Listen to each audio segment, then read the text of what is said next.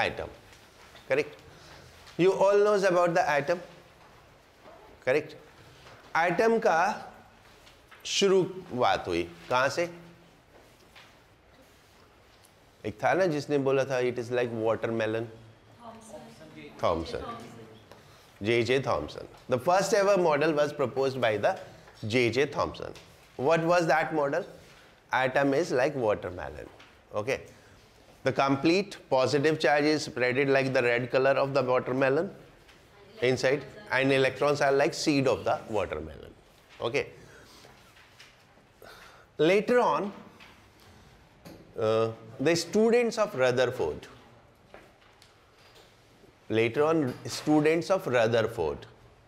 ठीक है, carried out an experiment, that is alpha particle.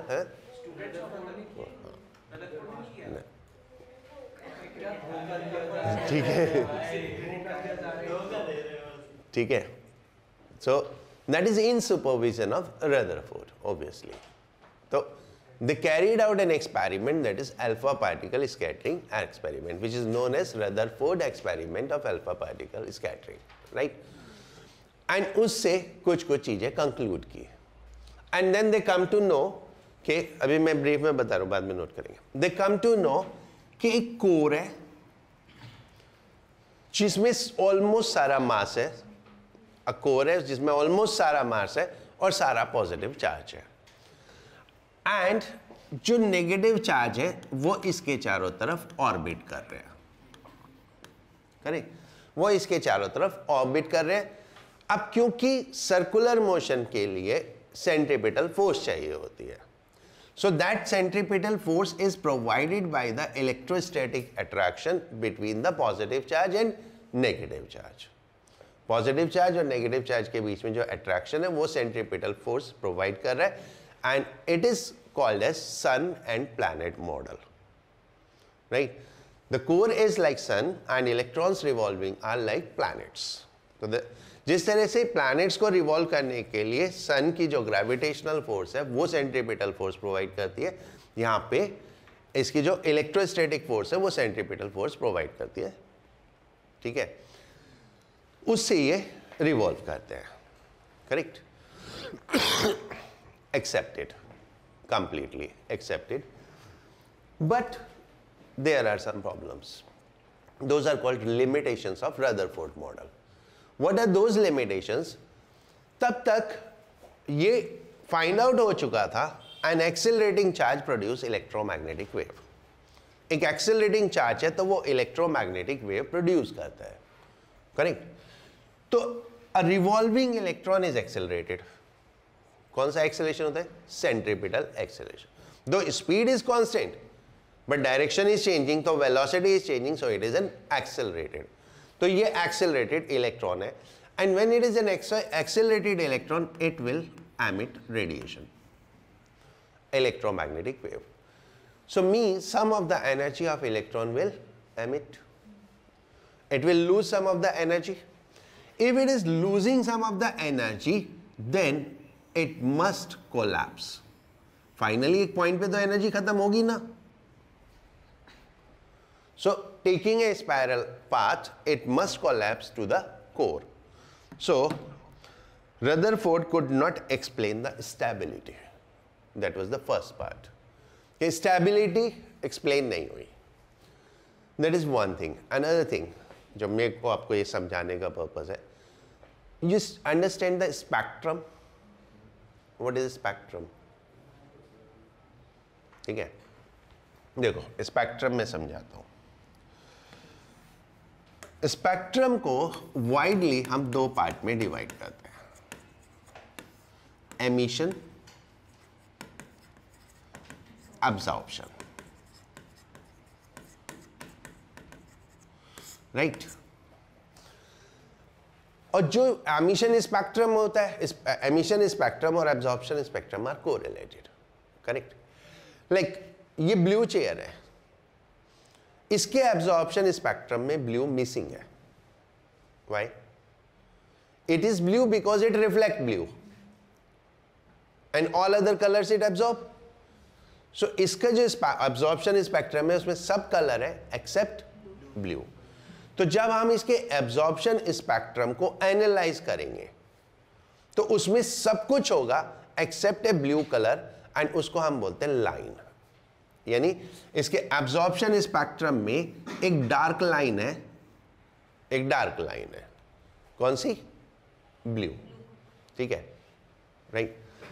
Now अब जब इसका एमिशन होगा, अगर हम इसको हीट अप करेंगे या कुछ भी करेंगे तो इसमें से लाइट निकलेगी, तो इसका जो एमिशन स्पेक्ट्रम होगा उसमें ब्लू नहीं होगा।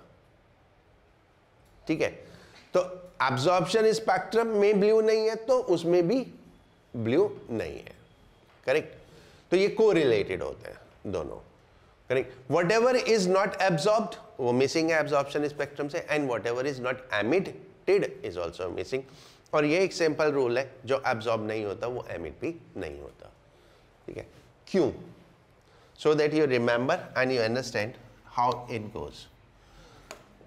क्योंकि तुम लोगों को इतना पता है तो that's why I take advantage of that कि लास्ट वाला पहले भी पढ़ा सकते हो। ऑर्बिट्स होते हैं 1 2 3 4 5। करेक्ट, सपोज एक इलेक्ट्रॉन एनर्जी गेन करता है और वो यहां पहुंच जाता है।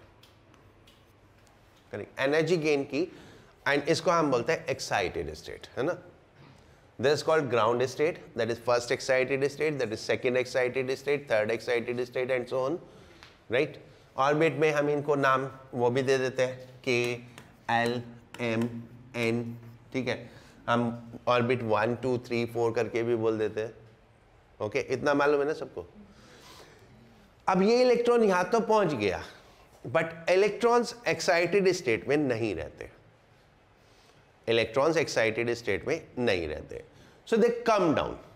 जैसे ही उनको मौका मिलता है they will come back to the ground state. अब वो ग्राउंड स्टेट पे जब आएंगे तो उनके आने के कुछ पॉसिबल मेथड्स हैं। 1, either it can come straight jump to this, तो जो एनर्जी गेन की थी वो एनर्जी रिलीज हो जाएगी, that energy will come out in the form of radiation. तो एक पर्टिकुलर वेवलेंथ का रेडिएशन मिलेगा, that is called one line in the spectrum. That's called one line in the spectrum. तो एक लाइन तो ये हो गई। Then it may come like that, पहले यहां से यहां, so this is another line, और फिर यहां से यहां, that is third line. Correct, तो अब इसमें कितनी लाइंस पॉसिबल है? 3। तो emission spectrum will have only 3 lines if it is excited to the second excited state. Correct, general formula to find out how many lines will be there is, पढ़ा है तुम लोगों ने, n into n minus 1/2। That is, means if I excite it to the 4th orbit, तो 4 into 3/2 that is 6।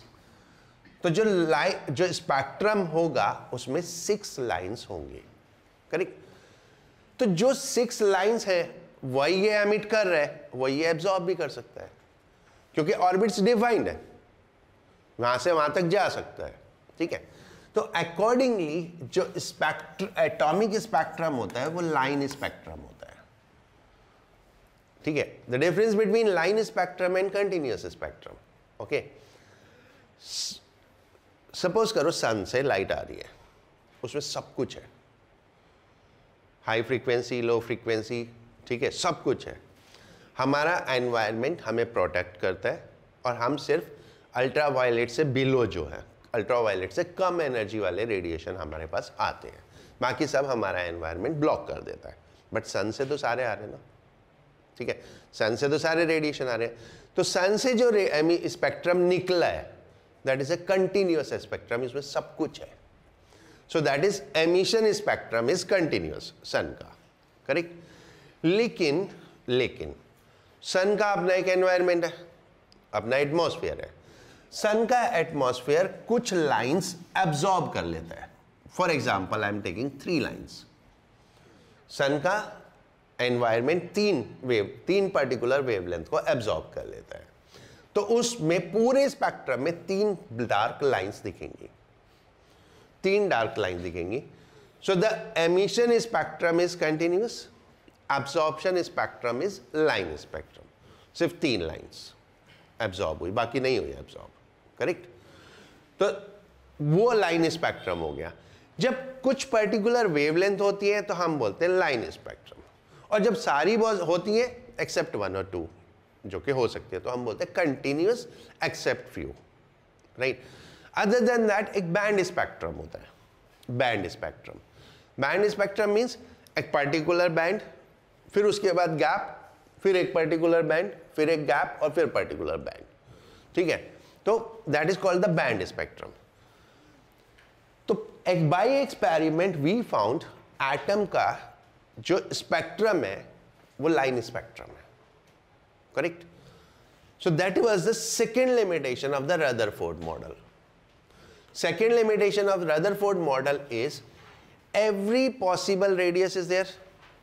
Electron can orbit in every possible radius and can have every possible frequency.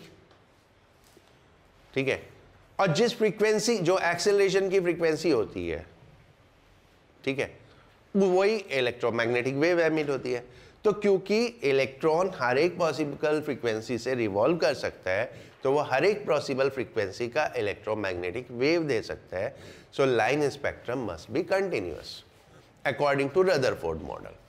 Rutherford model के हिसाब से line spectrum continuous होना चाहिए, जो कि practically नहीं है. So these are the 2 points which are called the limitation of Rutherford model. उन लिमिटेशन को फुलफिल किया बोर्स मॉडल ने. बोर्स मॉडल ने सिर्फ मॉडिफिकेशन किया रदरफोर्ड मॉडल का. Everything is accepted. सिर्फ जो 2 पॉइंट थे उनको मॉडिफाई किया बोर्स मॉडल ने. व्हाट वाज दैट कि ये कुछ स्पेसिफिक ऑर्बिट्स हैं, कुछ स्पेसिफिक ऑर्बिट्स हैं जिसमें इलेक्ट्रॉन रिवॉल्व कर सकता है. It is not possible that electron orbit can have any value of radius. There are some possible values of radius. ठीक है. And those orbit are called stable orbit. So electron can revolve only in stable orbit, and those stable orbit are in which angular momentum of electron, angular momentum होता है mvr, mass of electron, speed of electron, radius of electron, is equal to integral multiple of h by 2 pi. So only those orbit in which angular momentum of electron is integral multiple of h by 2 pi are stable orbit, and electron can revolve only in those orbit. इसको बाद में हमने D Broglie hypothesis से prove किया. D Broglie hypothesis से कैसे prove किया? Like ये इलेक्ट्रॉन ऑर्बिट है. अब इलेक्ट्रॉन वेव तो एमिट करेगा, एक्सेलरेटिंग है, वेव तो एमिट करेगा, लेकिन फिर भी उसकी एनर्जी क्यों नहीं हो रही है? क्योंकि जो वेव फॉर्मेशन है वो स्टेशनरी वेव फॉर्मेशन है. Stationary wave do not transfer energy. Wave formation है वो स्टेशनरी वेव है. 11th क्लास में वेव चैप्टर में होता था स्टेशनरी वेव. तो स्टेशनरी वेव एनर्जी ट्रांसफर नहीं करती. सो condition of stationary wave is that यहां पे इंटीग्रल वेव्स होनी चाहिए.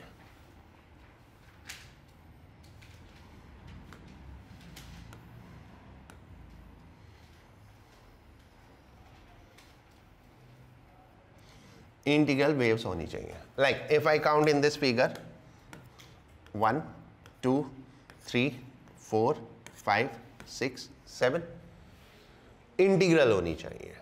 करेक्ट. सो दैट मीन्स ये जो पूरा पाथ लेंथ है इसमें इंटीग्रल नंबर ऑफ वेव्स आएंगी. पूरा पाथ लेंथ कितनी है? अगर रेडियस 2 r है तो path length is 2 pi r. ठीक है. और integral number of wavelength, then according to de Broglie hypothesis this wavelength is h by 2 pi, h by p. The wavelength is h by p, and p is what? mv.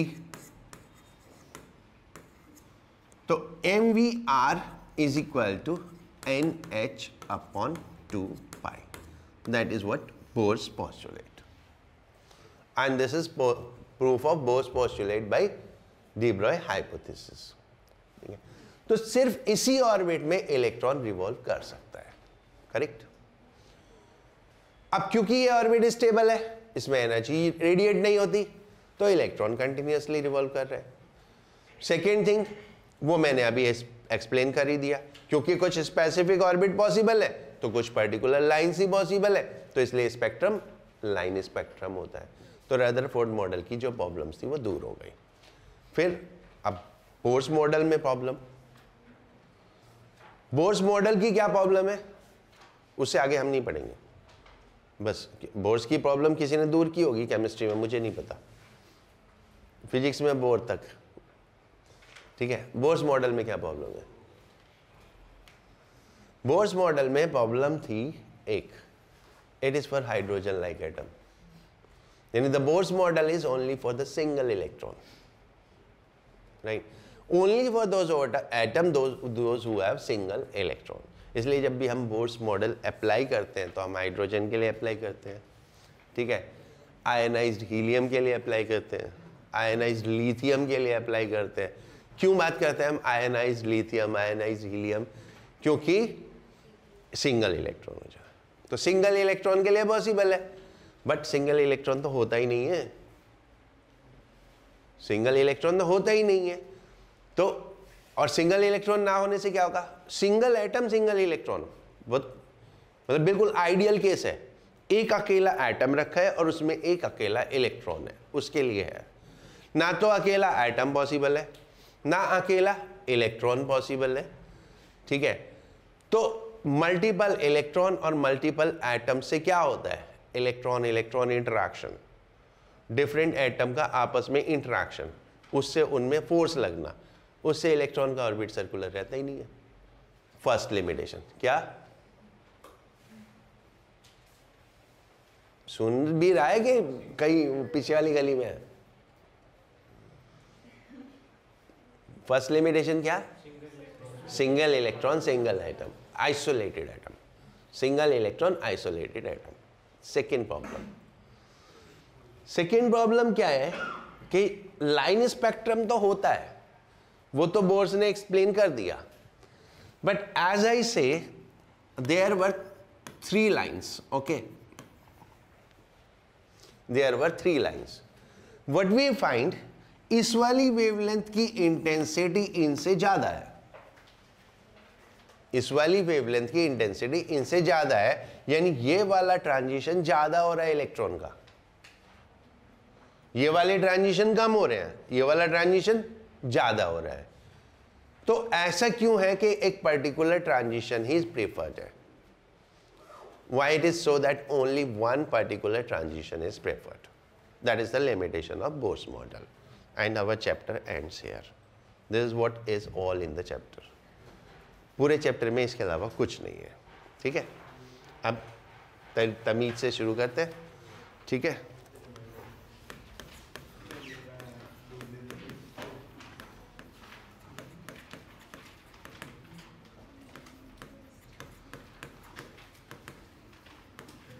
बहुत ज़्यादा theory नहीं लिखेंगे, okay, हाँ नहीं, थोड़ा तो brief में लिखेंगे, बहुत ज़्यादा नहीं लिखेंगे।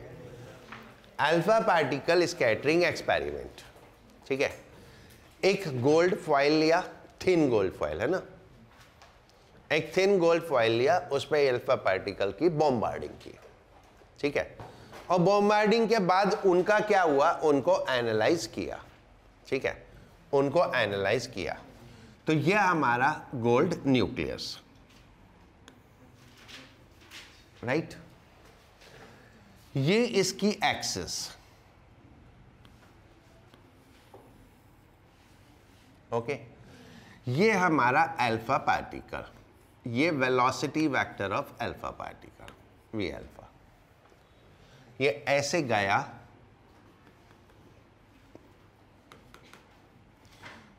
और इस टाइप से डेविएट हो गया, इट इज डेविएटेड। जितना एंगल ये अपने पाथ से डेविएट हो गया उसको बोलते हैं एंगल ऑफ डेविएशन। ठीक है, अब ये डेविएशन एंगल डिफर करेगा, जो पार्टिकल यहां है वो यहां से वापस आ गया, जो एक्सिस पे था वो एक्सिस से वापस आ गया। ठीक है, जो थोड़ा दूर था वो सीधा चला गया, जो थोड़ा और क्लोजर था वो थोड़ा ज्यादा बैंड हो गया। Right, so this angle very from 0 to 180 degree depending on position of alpha particle at what position it is. Correct, इनको एनालाइज किया, किधर जा रहे हैं कैसे जा रहे हैं वो उनका अपना एनालाइज करने का तरीका था, हमको कोई लेना देना नहीं उससे। राइट, अगर हम एक ग्राफ ड्रॉ करें that number of alpha particles deviated at angle theta with the angle, so what we found, maximum number of particle goes straight, only very small amount is deviated by 180 degree, very small particle, very few particles. Correct? ठीक है, so maximum particles gone straight, that means दो atoms के बीच में maximum space है ही नहीं, खाली है। Okay, that is called the vacant space, क्योंकि वहां से वो सीधे चले गए। This gives an idea of A core, कि एक पर्टिकुलर लोकेशन से पार्टिकल्स वापस आ जाते हैं, और वो वापस आना कैसे पॉसिबल है? It's very much like that, ball throw करेंगे, बॉल से टकरा के वापस आ जाएगी। So that means that particle is much massive than the alpha particle. ठीक है, क्योंकि बॉल ही टकरा के आएगी। ठीक है, छोटे ऑब्जेक्ट ही, बड़े ऑब्जेक्ट फेंकोगे तो दीवार तोड़ता हुआ चला जाएगा। So you will find one of the question कि हमने गोल्ड ही क्यों लिया। ठीक है, हम बहुत कोई लाइट भी पार्टिकल, वो लाइट वेट वाला भी ले सकते थे, लेकिन लाइट वेट वाला होता तो वो उसको साथ में ले जाता अपने अल्फा पार्टिकल, वो रिफ्लेक्ट नहीं होता, तो इसलिए हैवी पार्टिकल यूज किया, वो हैवी था। That's one thing. Second thing, ये पार्टिकल वापस आए एंड एक पर्टिकुलर डिस्टेंस से वापस आए। This distance is called distance of closest approach, distance of closest approach. Now you tell me, ये रुके क्यों?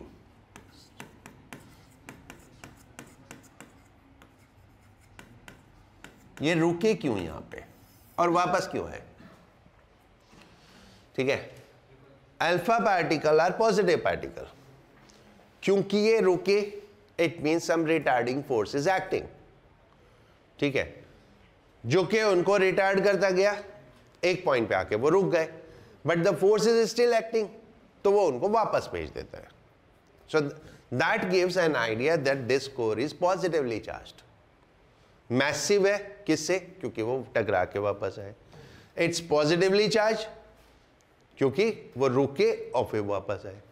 ओके, वो उससे कोलाइड नहीं किए, उससे पहले से ही वापस आ गए, और जितनी काइनेटिक एनर्जी हम बढ़ाते गए उतना ये डिस्टेंस कम होता चला गया। जितनी काइनेटिक एनर्जी हम बढ़ाते गए उतना ये डिस्टेंस कम होता चला गया, लेकिन एक पर्टिकुलर डिस्टेंस से कम फिर भी नहीं हुआ, एक पर्टिकुलर डिस्टेंस से कम फिर भी नहीं हुआ। That means that is the size of core. एक, ठीक है, so this distance of closest approach जो हुआ, that is what, the size of nucleus, जिसको हम नाम देते हैं। ठीक है, साइज ऑफ न्यूक्लियस और द रेडियस ऑफ न्यूक्लियस, क्योंकि एनर्जी बढ़ाते जाओ ये और आगे जाता रहेगा, बट एक पॉइंट से आगे तो जाएगा नहीं ना। ठीक है, तो that is what distance of closest approach. How you can calculate the distance of closest approach? When it loses all it's kinetic energy, और एनर्जी लॉस तो होता नहीं है, इससे बचपन से पढ़ते आ रहे हैं एनर्जी कंजर्वेशन से, तो kinetic energy is converted into potential energy, right, at R0. Kinetic energy of alpha particle is equal to potential energy. Kinetic energy of alpha particle कितना? Half mass of alpha particle, speed of alpha particle square, and potential energy. Oh, second chapter, electrostatic potential energy.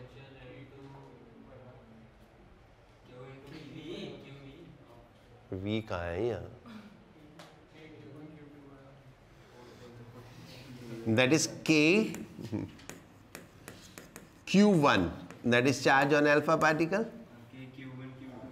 और जो gold nucleus है उसका charge upon R0. So this will give you distance of closest approach. If in any question you need to find out. At closest approach, kinetic energy get converted into potential energy. Right?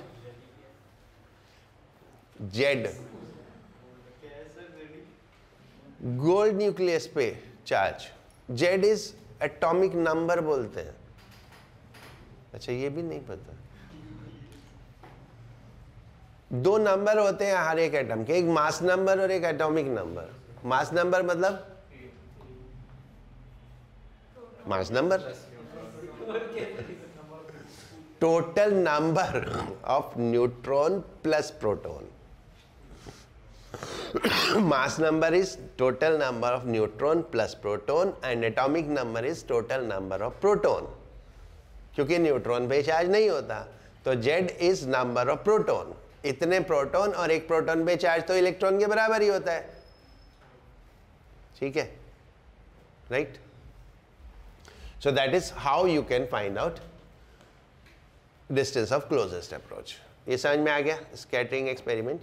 इसमें एक आता है impact parameter.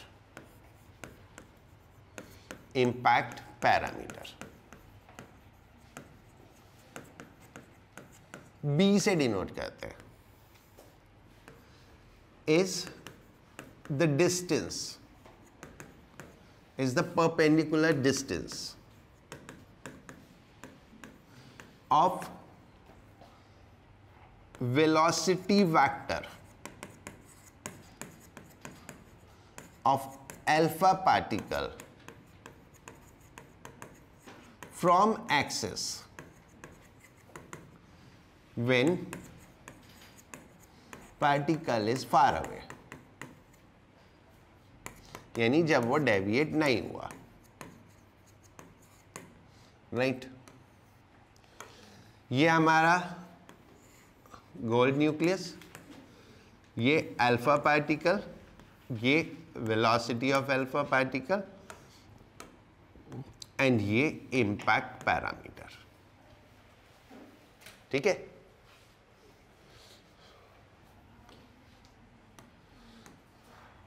lesser the value of B,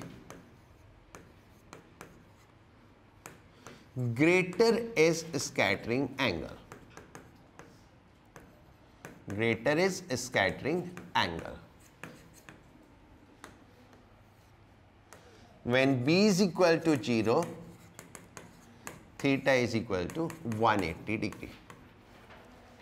जब B 0 हो गया तो particle कहाँ गया? एक्सिस पे, और एक्सिस पे तो इट रिफ्लेक्ट बैक, तो एंगल कितना हो जाएगा? 180 डिग्री. राइट? ये था अल्फा पार्टिकल एक्सपेरिमेंट. इससे कंक्लूजन हुआ, समराइज हुआ, उसको हम बोलते हैं रदरफोर्ड मॉडल. ठीक है. So Rutherford model of atom.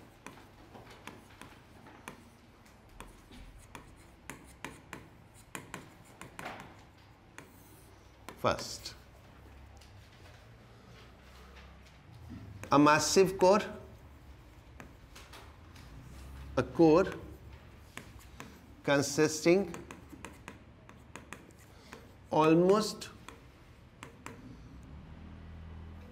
total mass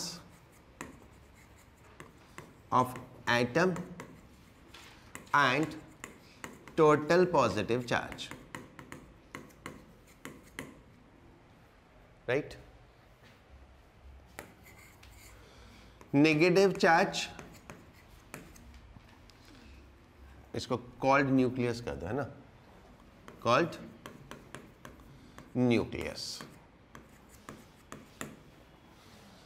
negative charge orbiting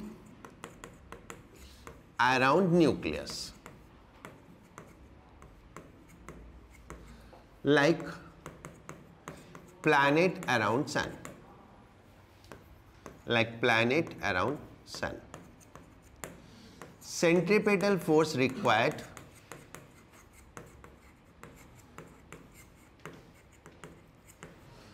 for circular motion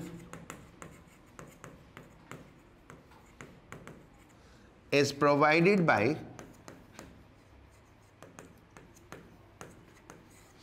electrostatic force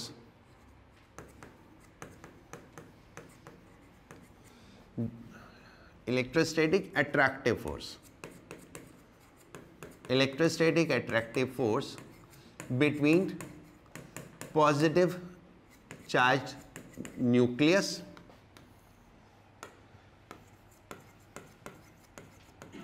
and negative charge electrons. Right. ये simple Rutherford model. Okay.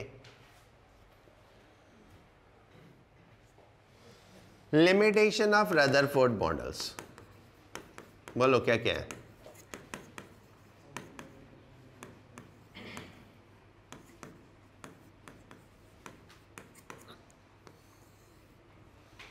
First,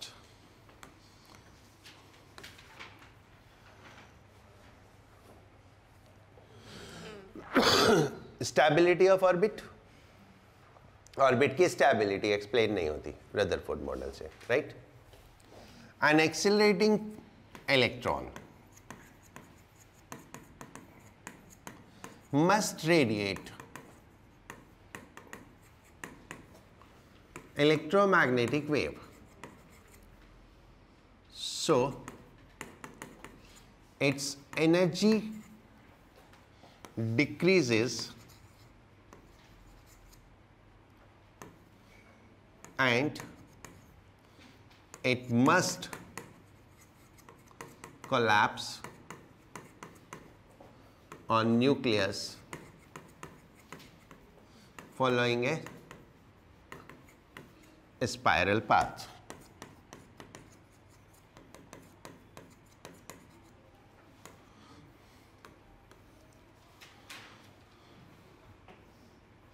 ठीक है, that is stability of atom is not explained.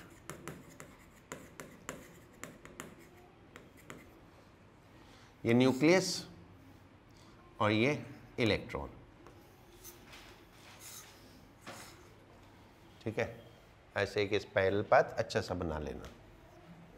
मेरी तरह नहीं, पहले ही touch हो गया. Okay.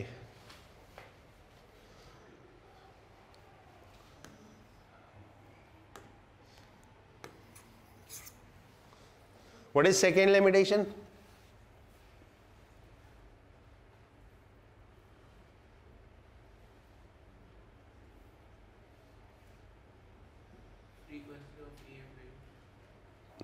That is spectrum. Could not explain the existence of line spectrum. ठीक है, right. According to this model,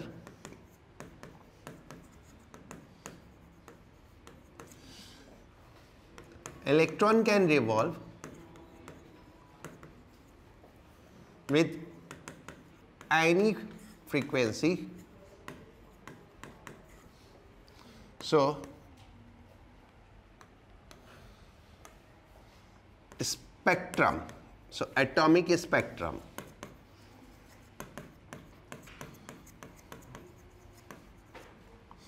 must be continuous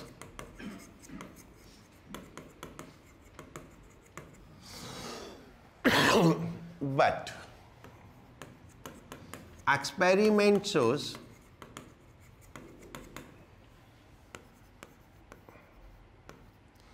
atomic spectrum is line spectrum.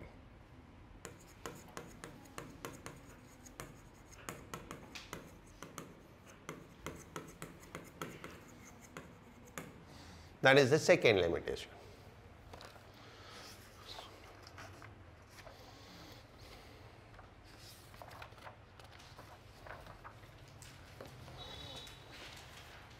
ठीक है.